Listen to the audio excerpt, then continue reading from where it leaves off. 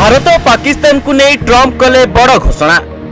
खूब शीघ्र दुई देश सह अमेरिका करिबो बड़ डील। युद्ध विरति पर जदि उग्रता देखा दिए समस्त चुक्ति बातिल करिवे ट्रंप। डील नहीं सरिला उच्च स्तरीय बुझामणा। भारत और पाकिस्तान मध्य लगी रही तिक्तता भितर एबे दुई देश सह अमेरिका राष्ट्रपति डोनाल्ड ट्रंप बड़ चुक्ति करने जाउछंती।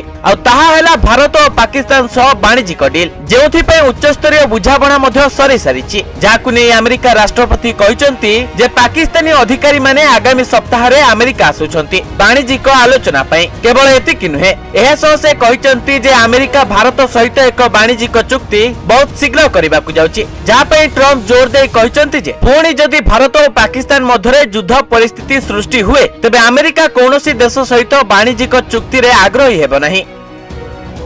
निकट में भारतीय वाणिज्य मंत्री पीयूष गोयल वाशिंगटन गस्त कर वाणिज्य आलोचना को आगे नहीं। उभय देश जुलाई प्रारंभ में एक आभ्यंतरीण चुक्ति स्थापन करने को लक्ष्य रखिछंती। एही चुक्ति रे ऑटोमोबाइल एवं कृषि उत्पाद भली क्षेत्र में वाणिज्य बाधा ह्रास कराजिबो बोली आशा करा जाउची। अन्य पक्षे पाकिस्तान अमेरिका को रप्तानी उपरे 29% शुल्कर सम्मुखीन हेउची जाहाकू ह्रास करबा पई आलोचना चलीची। जेहेतु ट्रंप पूर्वरु दाबी करिसंती जे भारत और पाकिस्तान मध्यरे संप्रति समाप्त हेबा संघर्ष को वाणिज्य माध्यम रे से समाधान करिसंती, किंतु भारत याको खंडन करिची एवं कहिची जे दुई देशर सेना अधिकारी मध्य सीधासलख आलोचना माध्यम ही संघर्षर समाप्ति होइछि एवं युद्ध विरति घोषणा होइछि। तेबे ट्रंप का यही मंतव्य भारत अमेरिका संपर्क एवं काश्मीर प्रसंग में तीव्र वितर्क सृष्टि करिछि, जेउथिपई भारत सबवेले काश्मीर को एक आभ्यंतरीण विषय भाव विवेचना करी तृतीय पक्षर हस्तक्षेप को विरोध करि आसुछि। तेबे देखा जाऊ आगामी दिन में दुई देश सह हेबाकु थिबा अमेरिकार एही डील रो भविष्यत